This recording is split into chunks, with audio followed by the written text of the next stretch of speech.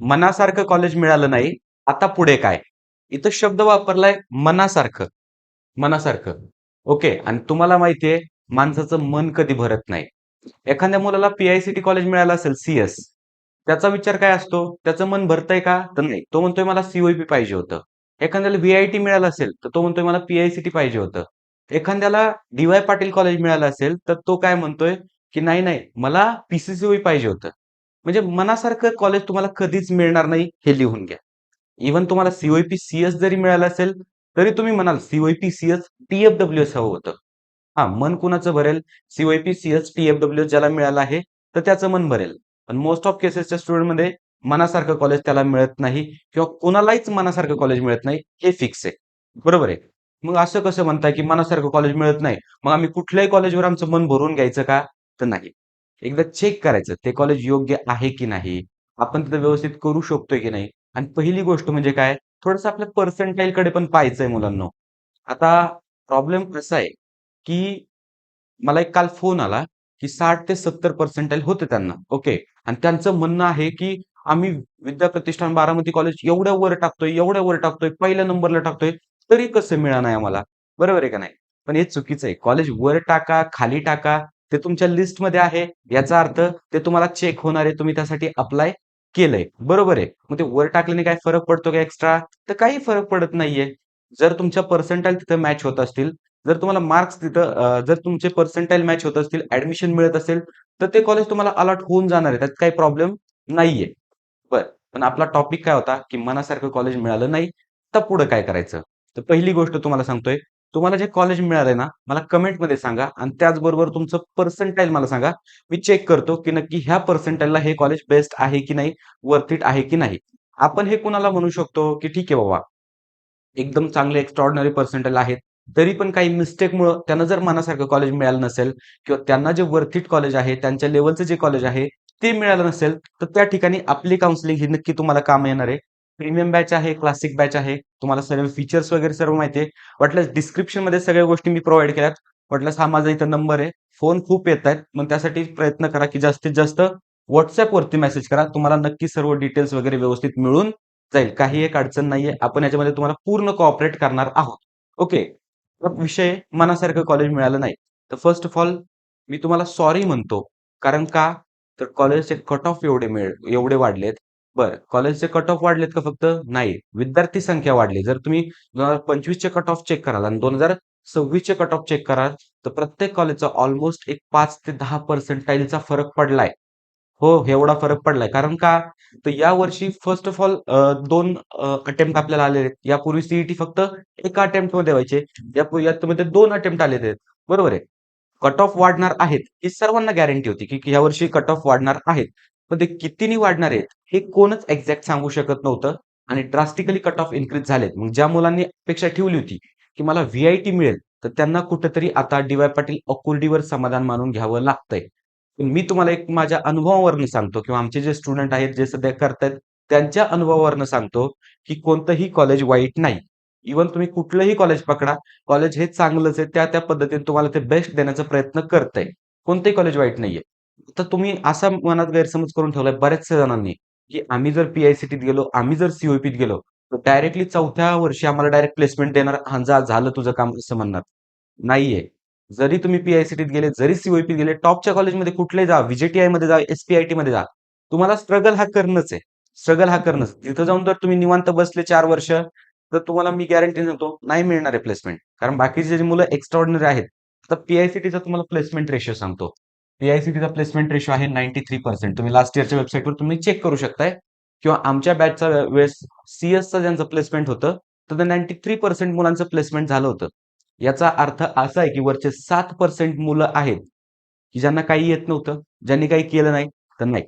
त्यांनी केलं, भरपूर केलं. आता त्या 7% मध्ये मी पण असू शकतो. आपले सुमित सर पण आहेत त्या वरच्या 7% मध्ये कारण आम्ही अप्लायच केलं नाही. पण किमान असे 5% मुलं आहेत, की जे डिझर्व्हिंग होते, पण मिळाली नाही प्लेसमेंट. का? कारण कॉम्पिटिशन. कॉम्पिटिशन खूप हार्ड आहे. ज्यावेळेस एक कंपनी येते, तर पी-आय-सी-टी मधनं त्या पर्टिक्युलर एका कंपनीसाठी आता पी-आय-सी-टीचं नाही, व्ही-आय-टीमध्ये तर याच्यापेक्षाही खतरनाक प्रोसेस आहे. ओके, याच्यापेक्षाही जास्त मुलं तिथं आहेत. म्हणजे तिथं पी-आय-सी-टी पेक्षाही जास्त कॉम्पिटिशन आहे. सी-ओ-ई-पीचा आपण विचार करू, तिथेही त्याच पद्धतीची कॉम्पिटिशन आहे. म्हणजे कॉम्पिटिशन ही आहे. तुम्ही आत्ताशी फक्त एक स्टेप चढलाय. अजून तुम्हाला पुढं भरपूर स्टेप्स चढायचे आहेत. तुम्हाला फर्स्ट इयर क्लिअर करायचंय, सेकंड इयर क्लिअर करायचंय. तुम्हाला इंटर्नशिप मिळवायची, तुम्हाला प्लेसमेंट मिळवायची. मग यासाठी तुमच्याकडे एक गोष्ट असणं गरजेची आहे, ती म्हणजे कन्सिस्टन्सी. ती म्हणजे कन्सिस्टन्सी.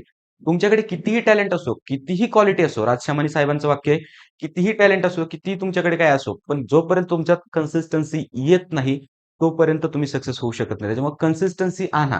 आणि आता जे तुम्हाला कॉलेजेस मिळलेत ना, ठीक आहे. तुमच्याकडे ऑप्शन काय-काय आहेत? तर कॅप्रॉन 2 आता आपला झालाय. ओके. कॅप्रॉन 3 आहे. कॅप्रॉन 3 साठी प्रयत्न करा. कॅप्रॉन 4 आहे. कॅप्रॉन 4 साठी प्रयत्न करा.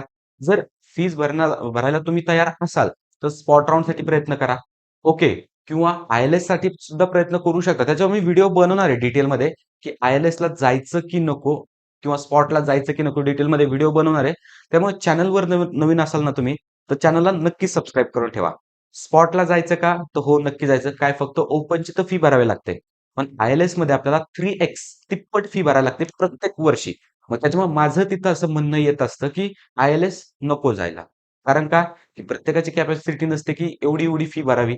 बरं, आता याच्यामध्ये होतंय कसं, की विद्यार्थी हा काय करतोय, की मित्राला हे कॉलेज लागलं, याला हे कॉलेज लागलं. त्याच्यामुळे पॅरेंटवर प्रेशराईज करतोय, की नाही मला स्पॉटला जायचंय, तुम्ही काही पण करा फीची अरेंजमेंट, मला स्पॉटला ॲडमिशन घ्यायचंय.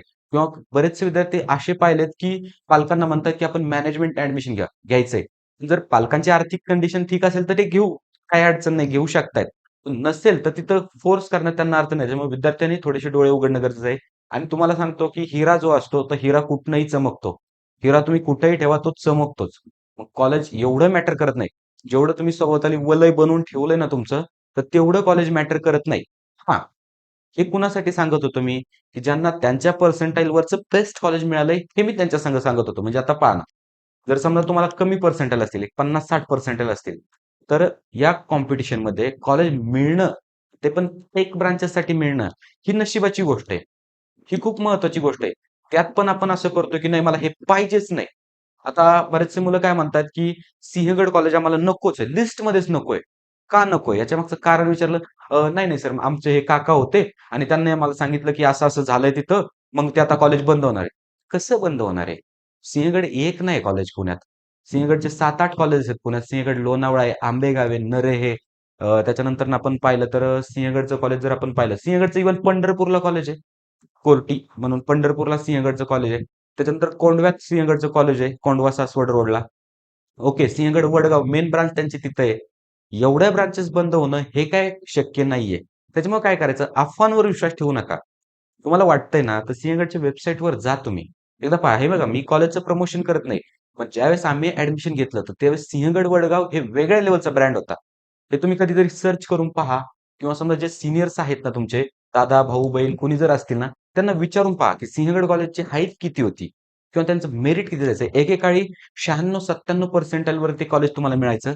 पण आता सिंहगडच्या प्रत्येक कॉलेजची अशी कंडिशन आहे, की मेरिट डिक्रीज झालंय. मग डिक्रीज झालंय यासाठी जो विद्यार्थी हुशार आहे, तर त्यासाठी ते चान्स आहे. कारण कमी मार्कवर, कमी पर्सेंटाइलवर देखील तुम्हाला ते कॉलेज आता मिळतंय. त्याच्यामुळे नक्की प्रयत्न करा. फक्त अफवांवर विश्वास ठेवू नका हो. नका ठेवू. तर हां, हे पहा जर तसं असतं, तर मध्यंतरी सी-ओ-ई-पीचं कॉलेज आपण एक 1.5 वर्षापूर्वी जर विचार केला, तर सी-ओ-ई-पीच्या गर्ल्स हॉस्टेलमध्ये जे प्रकार झाला, मग आपण असं म्हणायला पाहिजे, की सी-ओ-ई-पीमध्ये मुलींनी ॲडमिशन घ्यायलाच नकोय. असं म्हणलो का आपण? नाही म्हणलो. पी-आय-सी-टीमध्ये देखील काही अशा हिडन गोष्टी होत राहतात. मग त्यामुळे आपण कॉलेजला डायरेक्ट जज करतो का? नाही. तर बघा एवढं मोठं मॅनेजमेंट चालवायचं, त्यात थोडंसं काहीतरी तफावत होणार आहे, कमी जास्त होणार आहे. ते सॉल्व्ह देखील करतायत ना ते. मग डायरेक्टलीच आपण म्हणायचो नाही, कॉलेजच बॅन करा. काही न बघता मग त्यांचं प्लेसमेंट रेकॉर्ड बघा, त्यांच्या फॅकल्टीज बघा, सगळ्या गोष्टी एकदा चेक करा. जर त्या तुम्हाला नाही आवडल्या, ठीक आहे, काही अडचण नाही, तुम्ही नका घेऊ ॲडमिशन. पण जर चांगल्या असतील, तुमच्या मनासारख्या तुम्हाला वाटत असतील, तर मग नक्की ॲडमिशन तुम्ही तिथं घेऊ शकता. काही एक इश्यू नाहीये. कॉलेज वगैरे बंद होत नसतं. एवढं तुम्ही सांगतो मी तुम्हाला. आणि कॉलेजच्या मॅनेजमेंटला माहीत असतं, की समजा बंद होणार आहे, तर ते ॲडमिशन प्रोसेसमध्ये येतच नाहीत. कारण मध्ये कसं कॉलेज बंद होणार आहे? काही ना काहीतरी त्याला प्रोटोकॉल्स असतील, काही ना काहीतरी त्याला गोष्टी असणार आहेत ना. डायरेक्टच थर्ड इयर. हां, उद्यापासून कॉलेजला यायचं नाही. उद्यापासून कॉलेज आपलं बंद आहे. आता तुमचं ॲडमिशन काय होणार नाही. असं होत नाही कुठं.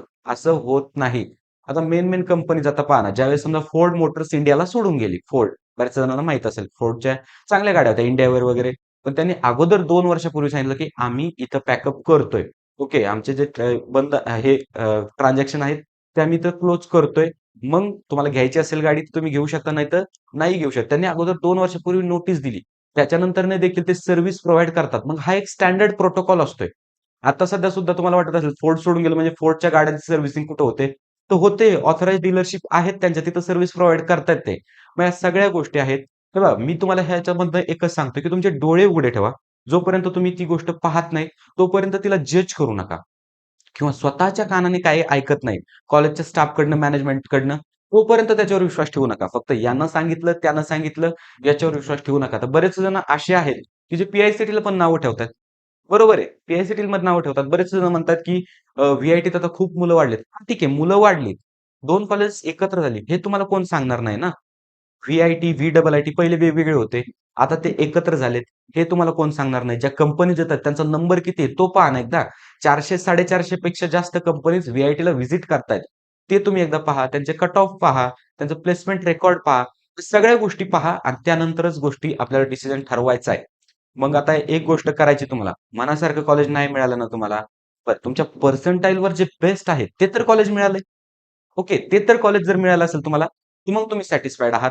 काही अडचण नाहीये आणि त्याच्यात तुम्हाला कोणीही काही करू शकत नाही. ठीक आहे. स्पॉट, आय-एल-एस वगैरे ते असतील. त्या ॲडमिशनचा पार्ट आहे. पण कॅपमध्ये आपल्या हातात एकच गोष्ट असते ती म्हणजे आपली लिस्ट व्यवस्थित फिल करणं. त्याच्या व्यतिरिक्त आपण तिथं वर टाकतो आणि खाली टाकतो याच्यावर काही होत नाही. फक्त जर तुमची काही मिस्टेक झाली असेल बाबा फर्स्ट, सेकंड राउंडमध्ये राउंड फिलअप नसेल झाला व्यवस्थित तुम्ही रेफरन्सेस टाकले नसतील, तर मग आपली काउन्सिलिंग त्याच्यासाठी आहे. आपली काउन्सिलिंग. मी तुम्हाला हे बघा, मी तुम्हाला डिमोटिव्हेट करत नाहीये. तुम्हाला ट्राय करायचंय. तिसऱ्याला करायचंय, चौथ्याला करायचंय. फक्त एक पर्टिक्युलर कॉलेज घेतलंय आणि मला हे दुसरं कॉलेज पाहिजे होतं आणि हे मिळालं. मग मला हे कॉलेज वर्थ इटच नाही. एकदा पहा ना ते कॉलेज. कॉलेज व्हिजिट करून पहा. या सगळ्या गोष्टी नक्की तुम्ही एकदा चेक करून पाहायच्या आहेत. विशेष मुलं आता जी मुलं आहेत समजा वय किती असणार? एक 18 वर्ष असणार. त्यांना एवढी असे हे विचारांची त्यांची हे झालेलं नसणार, की बाबा प्रत्येक गोष्टीला ते न्यूट्रलपणे विचार करतील. पण पालक आहेत ना, पालकांना तुम्ही न्यूट्रलपणे विचार करा. एक पर्टिक्युलर तुमची मतं तिथं मध्ये आणू नका. की तुमचं हे कोण बोलला, ते कोण बोलला, हे मध्ये आणू नका. न्यूट्रलपणे विचार केला, की हे प्रॉडक्ट आहे, हे प्रॉडक्ट आहे. याला मला दोन्हीला कंपेअर करायचंय. कोणतं बेस्ट होतं हे माझ्यासाठी ठरवायचंय. मग या पद्धतीने तुम्ही विचार करा. तुमच्या काउन्सिलरशी तुम्ही जरासं डिस्कशन करा आणि त्यानंतरच ठरवा. ओके. फुकट फक्त अफवांवर विश्वास ठेवू नका. आपल्याला पुढचे कॅप राउंड्स आहेत, कॅप राउंड 3 आहेत, कॅप राउंड 4 आहेत. आपण याच्यात बेस्ट आपला प्रयत्न करणार आहोत. जर हा व्हिडिओ तुम्हाला आवडला असेल, तर व्हिडिओला नक्की लाईक करा. चॅनलवर तुम्ही नवीन असाल तर चॅनलला नक्की सबस्क्राईब करा. All the best.